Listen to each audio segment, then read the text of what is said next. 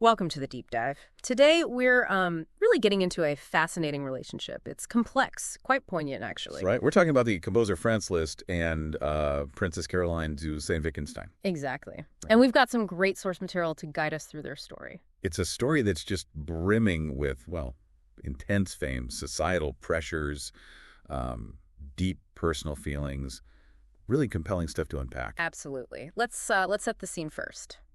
Imagine Berlin. Okay? December 1842. The atmosphere around the concert hall must have been, well, electric. This huge buzz, people waiting for this phenomenon. Listomania. Listomania. It wasn't just polite applause, was it? No, not at all. It was apparently an absolute frenzy. I mean, we're talking about fans literally fighting over broken piano strings for souvenirs.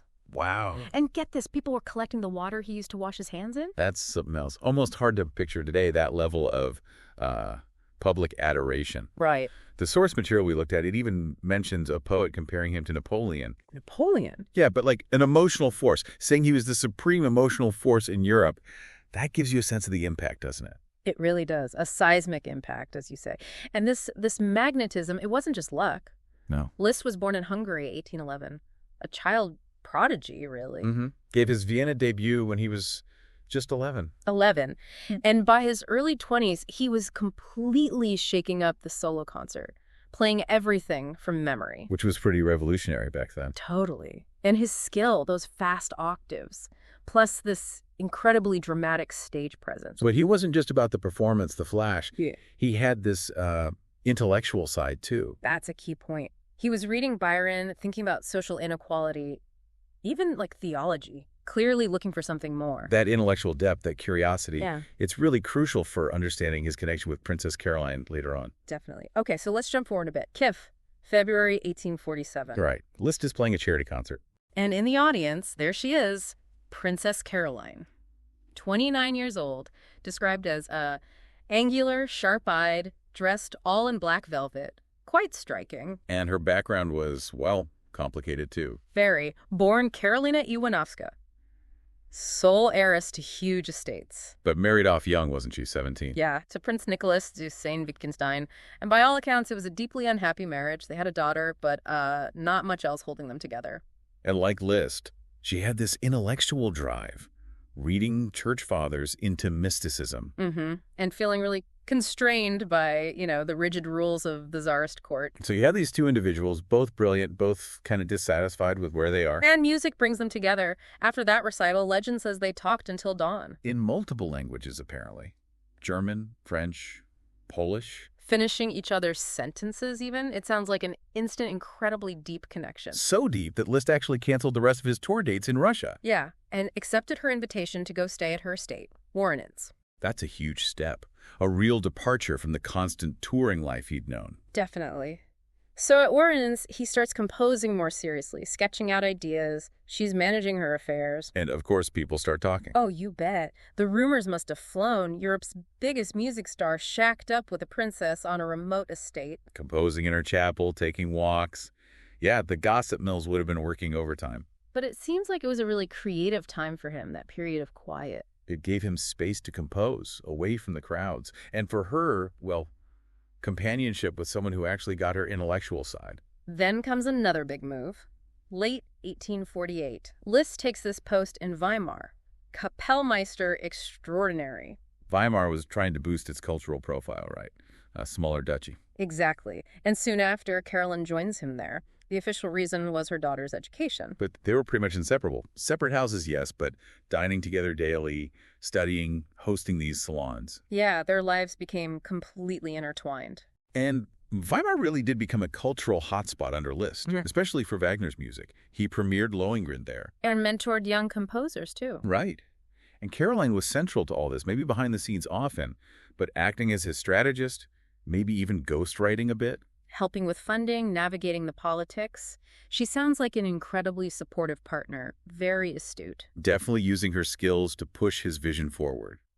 But, as you said, the gossip didn't stop. No, the source mentions the court chaplain keeping tabs on their carriage rides. And rumors about late-night music sessions in the chapel. Plus, more seriously, her estranged husband started making official complaints. And even Tsar Nicholas I got involved, told the Russian embassy to keep an eye on her. He was big on upholding aristocratic marriages. So the pressure was really mounting. It shows how tough it was, wasn't it? Living together, essentially, while she's still legally married. Exactly. Their personal feelings, their commitment. It was running right up against the power structures of the time. Church, state, social norms. And her response. Pretty incredible. She started this massive legal fight for an annulment in Rome. 6 years it took. 6 years. And the petition itself was apparently 1,000 pages long. 1,000 pages. Arguing she was forced into the marriage, that it wasn't consummated after her daughter was born. The sheer determination, it really shows how committed she was to making a life with Liszt possible. Absolutely. Willing to challenge everything. Yeah. Meanwhile, while all this personal drama is unfolding, Lisztomania is still going strong. It's such a bizarre contrast, isn't it? This intense private struggle and then this massive public adoration. He performs in Pest for flood relief. They mint medals for him. In Paris, fans are grabbing napkins he touched. It's wild. And it even got violent sometimes. Students dueling over piano transcriptions of his music. Duels! Seriously? Apparently so. Even someone like Clara Schumann, usually quite reserved, called his charisma mesmeric, more than just musical talent. What do you think it was, beyond the skill, the drama? Maybe that combination.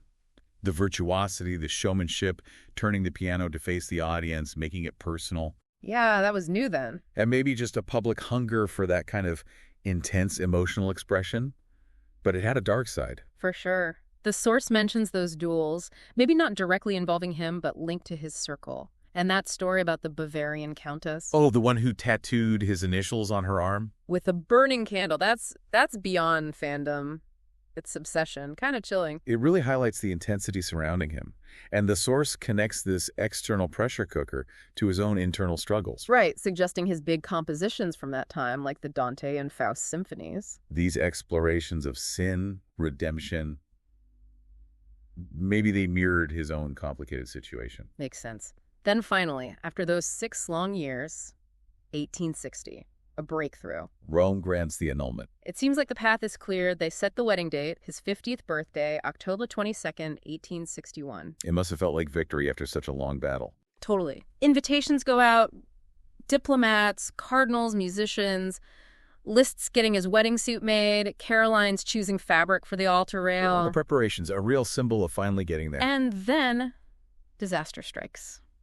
The night before the wedding, October 21st. Unbelievable timing. A Vatican courier shows up at Caroline's place.